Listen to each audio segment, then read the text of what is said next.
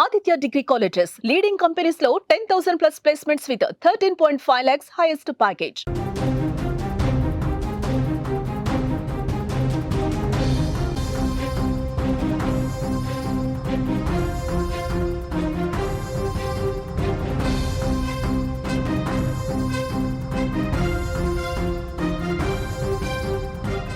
Breaking news. అమెరికాలోని Alaska తీరంలో భారీ భూకంపం సంభవించింది. రిక్టర్ స్కేల్పై 7.3 తీవ్రతగా గుర్తించారు. దక్షిణ అలస్కా ద్వీపకల్పానికి సునామీ హెచ్చరిక జారీ చేశారు. పౌరులు సురక్షిత ప్రాంతాలకు తరలించారు.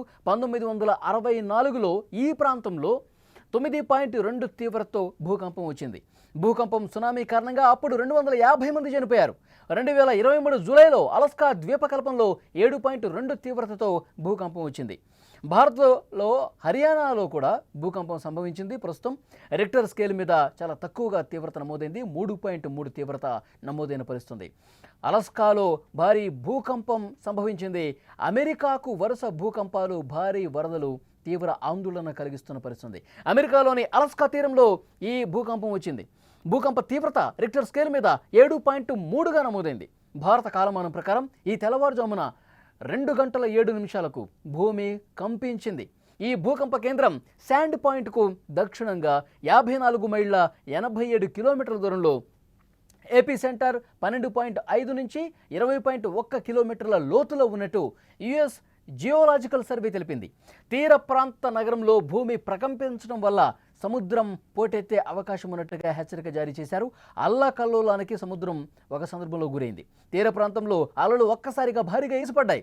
భూకంపం తర్వాత అధికారులు దక్షిణ అలస్కా ద్వీపకల్పానికి సునామీ హెచ్చరిక జారీ చేశారు. అయితే గంట తర్వాత అక్కడి పరిస్థితులను ఒకసారి సమీక్షించుకున్న తర్వాత జారీ చేసినటువంటి హెచ్చరికలను కూడా విరమించుకున్న పరిస్థితుంది. ఒక్కసారిగా భూమి కంపించడంతో, భూ ప్రకంపనలు రావడంతో స్థానికంగా ఉన్న ప్రజలు తీవ్రంగా భయాందోళనకు గురయ్యారు. ఇళ్ల నుంచి బయటకు పరుగులు తీసినట్టుగా తెలుస్తోంది.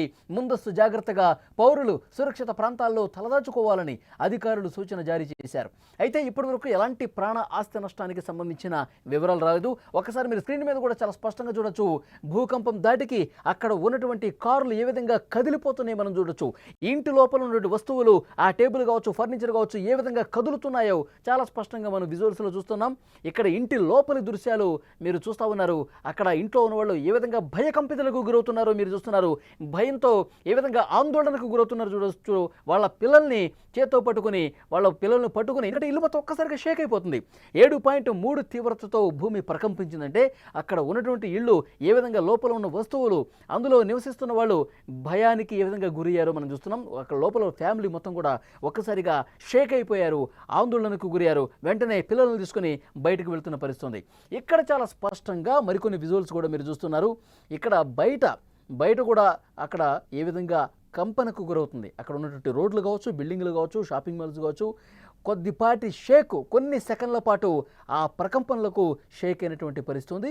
ఇక్కడ ఈ విజువల్లో వెహికల్స్ ఏ విధంగా షేక్ అవుతున్నాయో కూడా చాలా స్పష్టంగా చూడొచ్చు.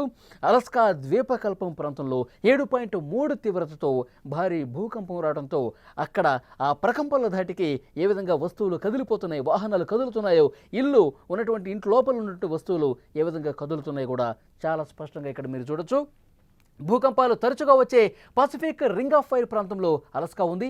1964లో ఇదే ప్రాంతంలో 9.2 తీవ్రతతో భూకంపం వచ్చింది. ఇప్పుడు వచ్చింది 7.3.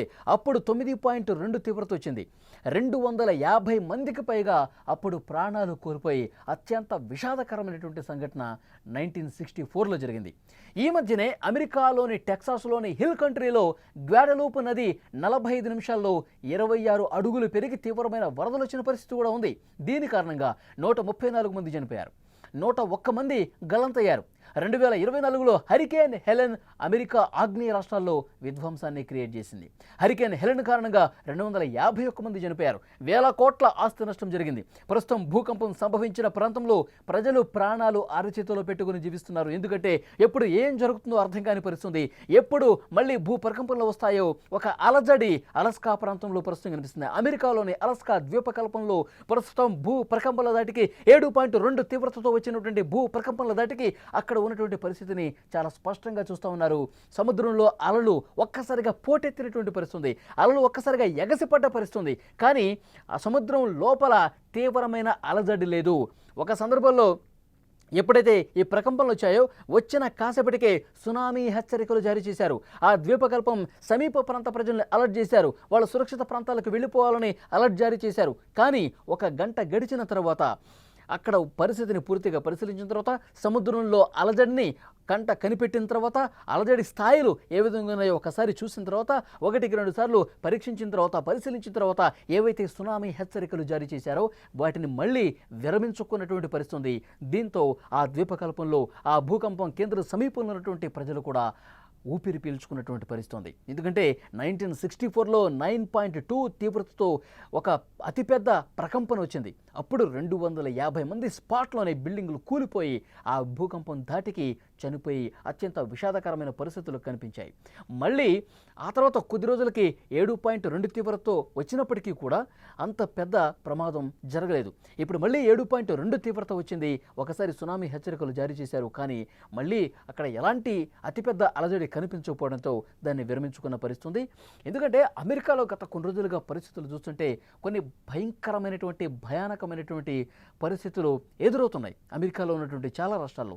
మొన్న మధ్య మనం చూసాం టెక్సాస్లో ఎలాంటి దారుణమైన పరిస్థితులు కనిపించాయి. కేవలం ఒక గంట వ్యవధిలోనే 26 అడుగుల మేర అక్కడ గ్వాడలూప్ నది ఉగ్ర రూపం దాల్చడంతో 150 మందికి పైగా చనిపోయారు. ఇంకా 100 మందికి పైగా కొట్టుకుపోయారు.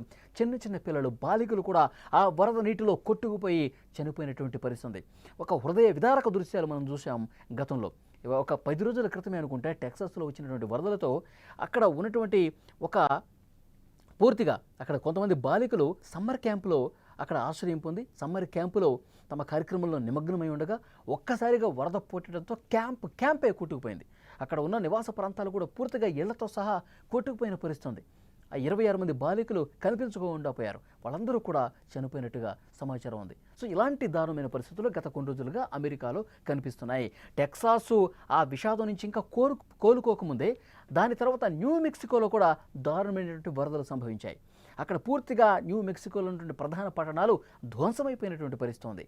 పూర్తిగా నదిలో అక్కడ నివాస ప్రాంతాలు కొట్టుకుపోయిన పరిస్థితి ఉంది. ఇప్పుడు అలస్కా ద్వీపకల్పంలో ఒక భూకంపం ప్రకంపనలకు సంబంధించిన దృశ్యాలు మీరు చూస్తూ ఉన్నారు. అక్కడ ఉన్న ఇళ్ళు కావచ్చు, బయట పెట్టినటువంటి వెహికల్స్ కావచ్చు, అక్కడ ఉన్నటువంటి ప్రజలు భయాందోళనతో ఒక్కసారిగా పరుగులు పెట్టారు. విజువల్లో మీరు చూస్తున్నారు, ఓపెన్ ప్లేస్కి వచ్చి నిలబడ్డారు. ఎందుకంటే ఇల్లు మొత్తం షేక్ అయిపోయేసరికి ఓపెన్ ప్లేస్లోకి వచ్చి రోడ్డు మీద నిలబడిపోయి ఎప్పుడు ఏ రకంగా ప్రకంపనలు వస్తాయో, ఏ భూకంపం ఎంత తీవ్రతతో వస్తుందో కూడా వాళ్ళకి అర్థం కాని పరిస్థితుంది. ఈ ప్రకంపనల తాటికి ఇళ్ళ బయటకు వచ్చేసి ఆ కాలనీలో ఉన్నటువంటి వాసులందరూ కూడా ఒక్కసారిగా రోడ్ల మీదకి వచ్చేసి, ఎందుకంటే ఒక్కసారిగా ఇల్లు షేక్ అయిపోయి పడిపోతే అందులోనే ఆ శిథిలాల కింద చిక్కుకుపోయి చనిపోయే ప్రమాదం ఉంటుందని కాబట్టి ఆ భయంతో, ఆ ఆందోళనతో రోడ్ల మీదకు వచ్చి వాళ్ళు పడిగాపులు పడుతున్నటువంటి దృశ్యాలు కూడా చాలా స్పష్టంగా విజువల్స్లో మనకు కనిపిస్తోంది. అమెరికాకు వరుస భూకంపాలు, భారీ వరదలు తీవ్రంగా ఆందోళన కలిగిస్తున్నటువంటి పరిస్థితి ఉంది.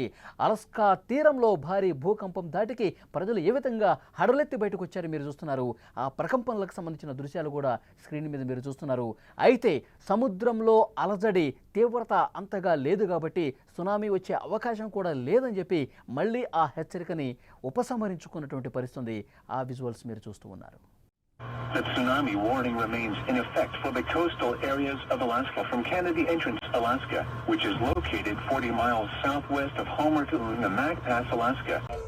Okay.